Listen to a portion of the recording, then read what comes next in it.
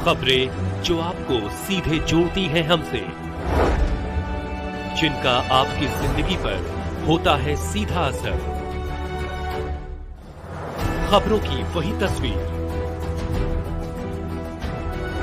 बिना बदले बिना डरे, जज्बा सच का लिए, सच दिखाते हैं।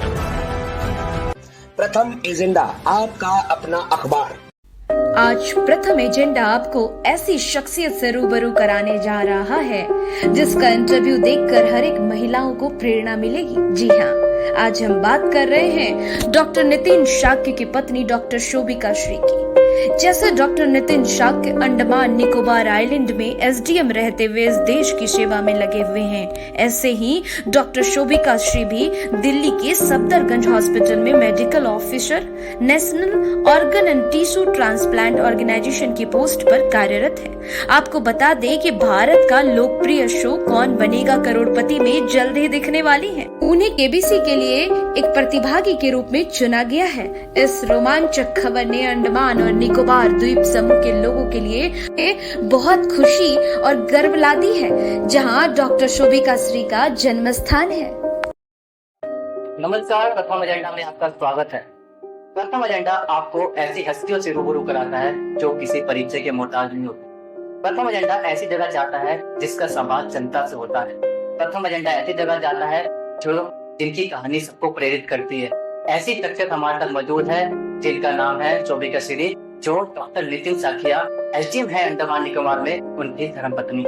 आइए सीधा हम आपको उनसे रूबरू कराते हैं। पहले उनके परिचय, उनके बारे में जानते हैं, फिर आपको बताएंगे कि उनका कैसा सफर रहा और वह सफर कैसा आगे बीत रहा है। आइए सीधा आपको रूबरू कराते हैं। मैडम, बहुत बहुत स्वागत है आपका। नमस्कार। प्रथम एजेंडा के माध्यम से पूरा देश आपको देख रहा है, आपके बारे में जानना चाहता है। मेरा नाम डॉक्टर शोभिका श्री है।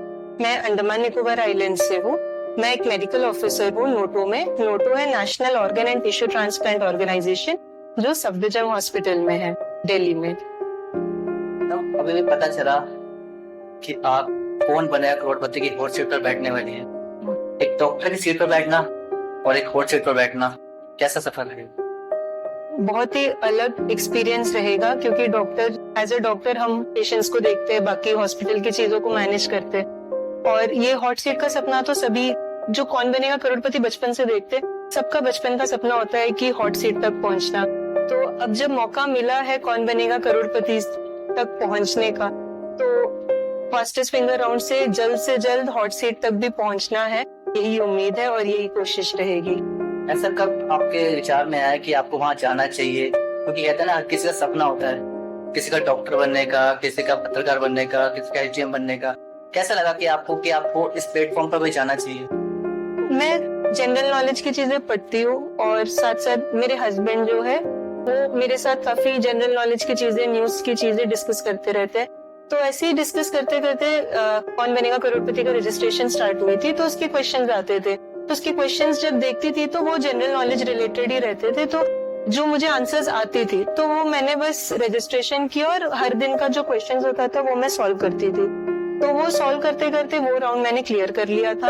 और फिर सेकेंड राउंड जो कॉल वाला था, उनका आईवीआर कॉल आता है जिसमें वो 2 क्वेश्चन पूछते हैं, वो भी जनरल नॉलेज रिलेटेड ही रहते, तो उसके भी मैंने सही आंसर दे दिए थे। फिर वो शॉर्टलिस्ट करके मुझे ग्राउंड ऑडिशन में बुलाए थे, जिसमें एक होता है एमसीक्यू राउंड और एक होता है वीडियो राउंड। तो एमसीक्यू राउंड में भी जनरल नॉलेज, जिसमें स्पोर्ट्स, सिनेमा, ज्योग्राफी, हिस्ट्री सब कुछ पूछते हैं। तो उसके भी जो आंसर्स थे उसका भी कट ऑफ होता है, जो मैंने क्वालिफाई कर दिया था। उन्होंने मेरे वीडियो राउंड, जो इंटरव्यू राउंड है, उसमें भी बुलाए थे। तो उसमें उन्होंने पर्सनल क्वेश्चंस पूछे, फैमिली रिलेटेड, अंडमान रिलेटेड, मेरी जॉब से रिलेटेड, और 2-3 जनरल नॉलेज के भी क्वेश्चंस पूछे।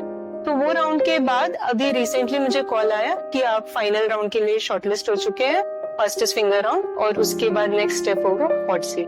मैम, हर किसी का सपना होता है, अगर कोई जीत जाता है तो अभी जो हम करोड़पति की प्रोमो देख रहे हैं, उसमें कोई कहता है कि हम अपना घर बनाना चाहते हैं, कोई कहता है हम अपना इलाज कराऊंगा, कोई कहता है कि आजकल हमारे देश में, मेरे गाँव में पानी की कमी है या घर की कमी है, ये चीज में दिक्कत है, ये दिक्कत है, इसको हम सुलझाएंगे।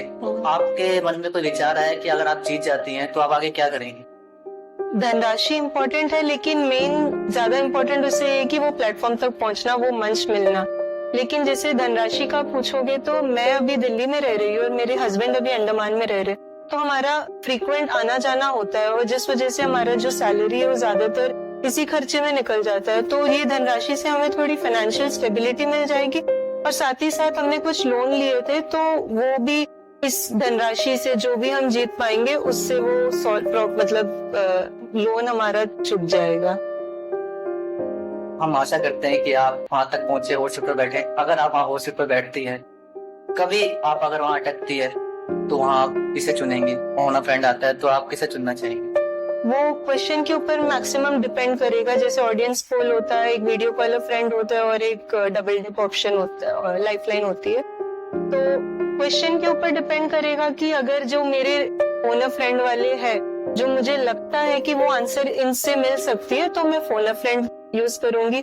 लेकिन अगर लगता है ये क्वेश्चन का आंसर ऑडियंस भी दे सकते तो ऑडियंस, अगर मुझे 2 ऑप्शंस में डाउट होता है, बाकी 2 100% श्योर है कि नहीं होंगे, तो फिर मैं डबल डिप ऑप्शन चूज करूंगी।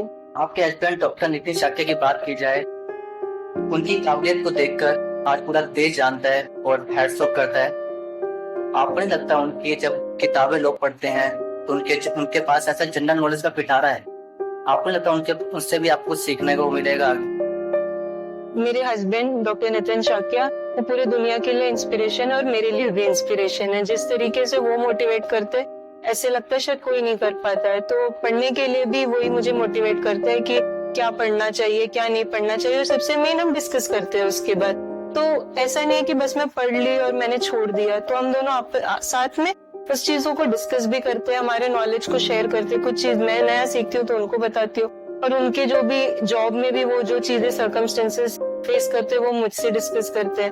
तो कौन बनेगा करोड़पति में भी जाने का मेन जो इंस्पिरेशन है उनका ही है, क्योंकि वो मुझे हमेशा पढ़ने के लिए बताते रहते, कुछ यूट्यूब के वीडियोस शेयर करते रहते, कुछ बुक्स दिलवाते रहते कि ये पढ़ लो, इससे देख लो। तो वो काफी मोटिवेट करते, वो स्टार्टिंग से मोटिवेट और सपोर्ट करते और आगे भी मोटिवेट करते रहेंगे। मेरा एक आखिरी क्वेश्चन है आपसे कि आप एक डॉक्टर की सीट पे हैं, अभी जो एक महिला के ऊपर जो हुआ, क्या कहना चाहेंगे उसके बारे में? वो अभी जैसे उन्हें डॉक्टर जैसे बता रहे कि फीमेल डॉक्टर थी ऑन ड्यूटी, लेकिन उन्हें सिर्फ फीमेल डॉक्टर नहीं एज ए फीमेल ही देखना चाहिए, क्योंकि वो डॉक्टर के साथ तो हुआ गलत, लेकिन वो किसी भी फीमेल के साथ हो सकता है। तो जो हुआ वो बहुत गलत हुआ, और जिन्होंने भी ये चीज की है उनको सख्त से सख्त सजा मिलनी चाहिए जल्द से जल्द। चलते चलते प्रथम एजेंडा के माध्यम से कुछ उनके माता पिता कुछ कहना चाहेंगे, क्योंकि आजकल काफी महिलाएं बच्ची हैं जिनके माता पिता उनको आगे नहीं बढ़ना चाहते। जैसे मान लीजिए आप भी हैं, अगर कोई ऐसा होता है कि जिसका करोड़पति में नाम आ जाता है, तो कुछ से जो माता पिता होते हैं कि बच्चों को आगे नहीं बढ़ना, डरते हैं कि हमारी बच्ची बॉम्बे जाएगी, गलत ना हो जाए, तो उनको क्या प्रेरणा देना चाहेंगे आप? आजकल वैसे मेल और फीमेल में ज्यादा डिफरेंस रहा नहीं है। पहले लड़के ज्यादा पढ़ते थे, आजकल लड़कियां भी उतने पढ़ती है जितने लड़के पढ़ते हैं। जॉब भी लड़के लड़कियां सब बराबर ही करती है, तो ऐसे कुछ डरने की बात नहीं है। अगर अपने बच्चों पे विश्वास है और अपने बच्चों को अगर सही सीख दी है तो वो कहीं भी जाके पढ़ सकता है, कहीं भी जाके जॉब कर सकता है।